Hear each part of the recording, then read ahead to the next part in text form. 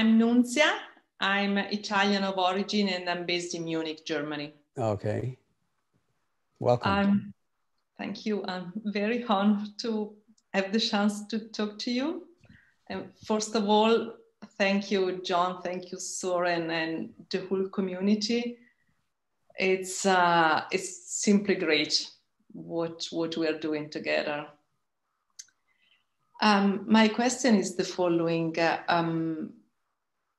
I've been practicing yoga and meditation for quite some time. What I noticed is that it's easier. Okay, if I think about, you know, kind of formal meditation, let's put it like that, you know, it's easier for me to do that when I feel more comfortable with myself. So it's more difficult when I'm in pain, or better said, when I'm suffering. I suffer from chronic migraine, but I also refer to spiritual suffering. And when I'm in this mood, then I really have to overcome myself. I mean, last time I had a migraine attack over the weekend, I've been trying to really focus on my breath, and that helped me. But it's a big step that I have to do. While I noticed, for example, last week after the sun salutation in the morning, my meditation was focused on appreciation and thankfulness. And it was so great. You know, it was one nice thing after the other. Well, as I said, when I'm more in pain, then it's more challenging. And my question is, why is that, and how can I overcome it? Thank you. I'm not sure you want to try to overcome it because sometimes the energy of not wanting to have the experience that you're having actually reifies or cements the experience and just makes it keep coming back. So paradoxical as it may sound, many people with migraines and all sorts of other chronic conditions that have pain associated with it, I mean, real serious discomfort, sometimes for years or decades, find it incredibly valuable to actually stop fighting with what they see as the problem and actually turn towards it and put out the welcome mat for it in a certain way. So that would mean noticing how you prefer to have a nice yoga session or a nice meditation session when it all feels like gratitude and, you know, everything's terrific. But then when you really have a migraine, you don't feel like doing anything, and you certainly don't feel like meditating. That's all part of the curriculum. That's, you know, it's already part of your experience. And maybe your pain, maybe your migraine is actually trying to teach you something. I've seen this happen, you know, in many, many, many people, that when you start to listen to what your discomfort is telling you, it's like, it can tell you a lot. And it's sort of cheap to say, and I don't want to say this to you, but I will at least like float as a possibility that sometimes symptoms like headaches are actually metaphors for headaches in other areas of our lives that, you know, that like for some people, life itself is a big headache and is something of a torture. And when one actually just decides, okay, the way I'm going to approach the meditation is it doesn't matter how I feel. I'm just going to practice. That's the kind of intentionality we've been talking about.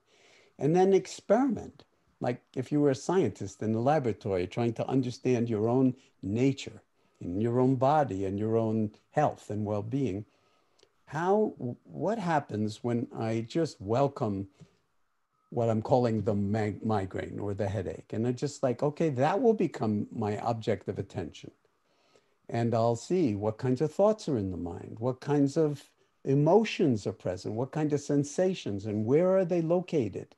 Are they only in the head, or are they also in the neck, or are they in the jaw, or are they in the face, or go down into the body?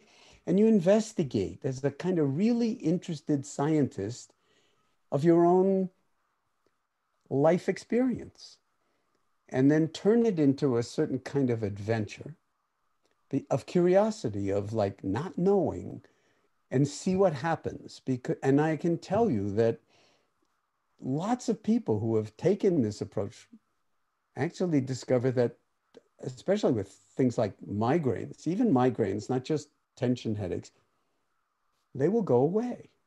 It's much more difficult with back pain or neck or shoulder pain. But even there, you can transform the pain into discomfort that has a very different kind of feeling to it. And then it's like, yeah, soon the body carries a lot of discomfort. That's a little bit more like dukkha. It's like not quite the way I want it to be. It's out of joint, but if you want to turn that into suffering, you're welcome to, but you don't have to. Help. Do you understand what I'm saying? I can feel that you do. Yeah. And Thank you so much. so that would be my suggestion, and to do it for at least 2 months that way. Whether you like it or not, whether you have a headache or not, just do it with that kind of discipline and intentionality, because that's the way things are framed in MBSR. That we're not trying to fix anybody or take away the headache or cure them. And the people that we see in MBSR, they've been that route and they have not gotten full satisfaction, or they wouldn't come to MBSR. They're coming because their migraine's still a problem after all the drugs and everything else. And then sometimes, you know, I can't guarantee anything, but people discover a lot. And very often, in that particular case, they attenuate greatly, let's put it that way, or your relationship to them can change profoundly. And headaches are something that can actually really completely disappear. And no one really understands the whole pathophysiology of migraine. But your awareness and your attention can actually modulate all sorts of regulatory functions on a biological level in your body that have to do with blood flow, that have to do with blood pressure, that have to do with tension of all kinds, emotional as well as physical. And all the evidence suggests that you can make a big difference by approaching your headache in that kind of a way. I'll let you know. Okay. Thanks for that Thank you question. so much, Jon. Thank you.